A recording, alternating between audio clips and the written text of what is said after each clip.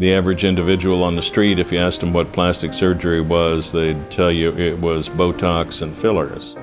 We cover literally from head to toe and operate on systems from bones to blood vessels, from muscles to nerves. Plastic surgery has a dual value. One is that it solves a problem, such as an open wound or a deficient part. And the second aspect of it has to do with the emotional reaction of the person who has that problem. We can usually help about 90% of the patients that walk into our offices. It is a field that I think very few plastic surgeons have ever regretted going into.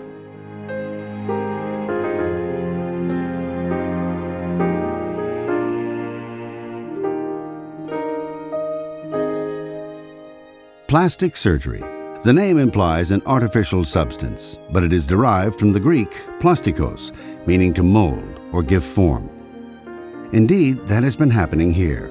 An important specialty has been taking shape, one that reshapes the lives of patients. The plastic surgeons and teachers at Johns Hopkins have themselves been formed by more than a century of history. They are building upon the foundation laid by pioneers in this country and overseas. One of them is Milton Edgerton. Dr. Edgerton is himself a link to the founder of the Johns Hopkins program. John Staige Davis played an important early role, not only at Hopkins, but in the United States in plastic surgery. He was the first plastic surgeon in the sense that he limited his practice to that field. He was the only plastic surgeon we had when World War I broke out. In 1919, Dr. Davis publishes the first English-language textbook of plastic surgery, and it is still used today. He sends copies to medical school founders, Drs. Halsted and Welch, and Dean Williams. Not one of them acknowledges receiving it. And though plastic surgery at Hopkins would not gain the standing it deserved until the next century, Dr. Davis is helping build the foundation for the entire discipline of plastic surgery in America. He pioneers the tissue transfer technique known as Z-plasty, and the use of small, deep grafts to heal chronic wounds. He is a founding member of the American Board of Surgery and the American Board of Plastic Surgery. Dr. Davis's work and reputation starts Hopkins on its way to becoming a crossroads and destination for the country's best plastic surgeons. He's a very, very charismatic individual, very important for us being recognized on a national basis. In 1942, John Staige Davis is a part-time faculty member and running a plastic surgery clinic, even though he is now 70 years old and beyond retirement age. 2 years later, a fourth-year medical student at Hopkins has the chance to observe the master surgeon.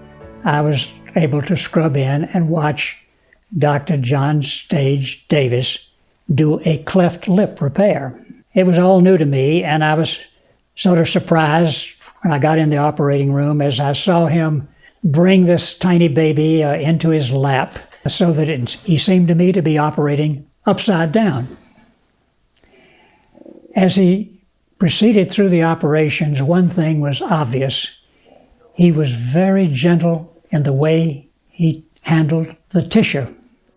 After graduation, Dr. Edgerton joins the Army, marries research scientist Patricia Jones, and serves at Valley Forge General Hospital in Pennsylvania. He is one of the few surgeons treating thousands of men coming back from combat with disfiguring wounds and burns, needing plastic surgery.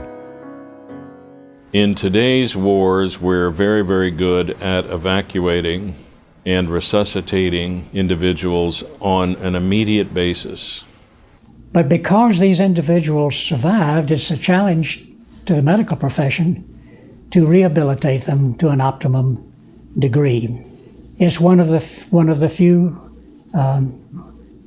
advances in medicine that come as a result of wartime. The horrendous war injuries united skilled surgeons in their desire to heal grievously wounded soldiers. This dynamic gave rise to a new and important specialty in medicine.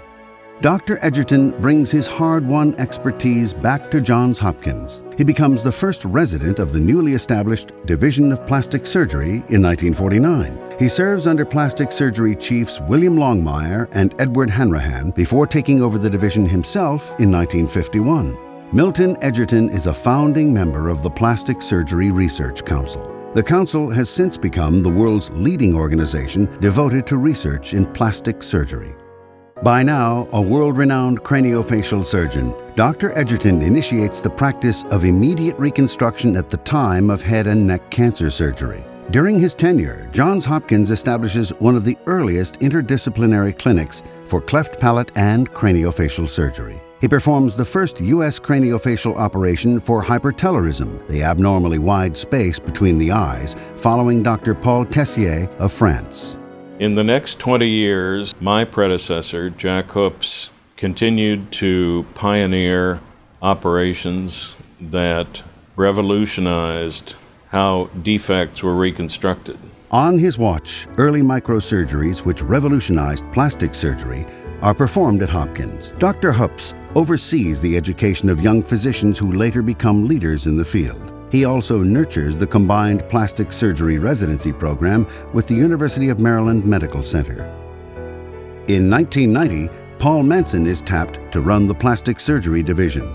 Like his predecessor, he holds the position for 20 years. He had a very robust division and had done many things in his career, revolutionizing the way we treated mandible and facial fractures when he was faculty over at Shock Trauma. He's the one that convinced me that departmental status for plastic surgery would lead them to even more greatness than he has achieved as a division chief. And frankly, that's why he is so amazing. He looked to the future of plastic surgery and what it meant to be a department and how it would build on his success. Well, I must admit that Dr. Edgerton was the first one to tell me we needed a department of plastic surgery, even a few years before we were ready.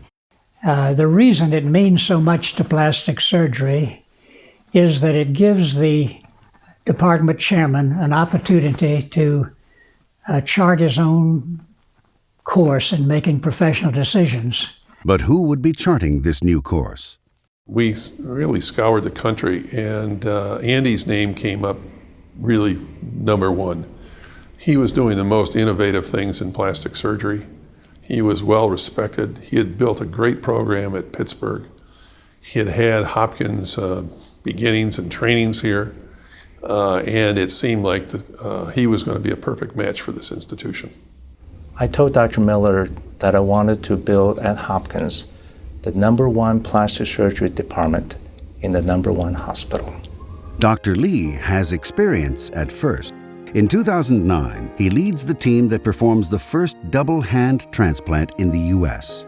The next year, his team performs the first above elbow transplant. We will build upon our teamwork, collaborate with the sister disciplines in the institution, mentor and promote the brightest young minds in the country, and take our innovation to a higher level.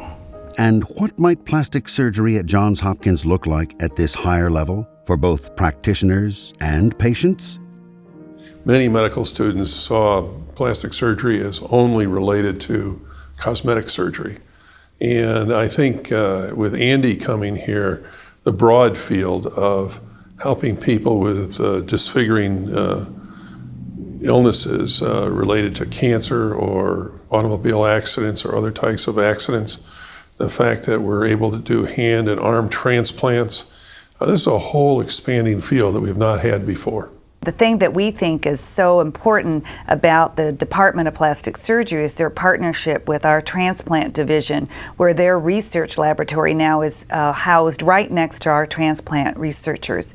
We're going to look at better ways to have patients tolerate transplants, not only liver, kidney, heart, but now limbs and faces, which is what Dr. Lee is going to help us master. With a scientific foundation in tissue regeneration, transplantation, and stem cell biology, plastic surgery is uniquely poised to make the next major advances in medicine.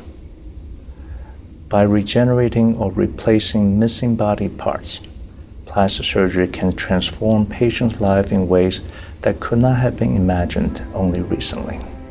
John Staige Davis didn't live to see plastic surgery receive the recognition and support it required and deserved here.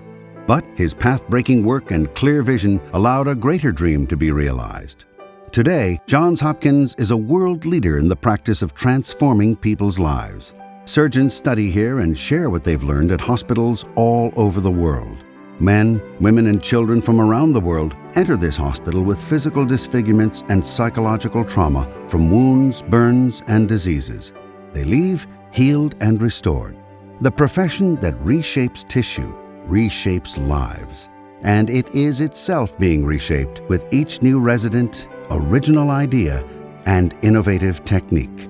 That is the history of plastic surgery at Johns Hopkins, and it is its future.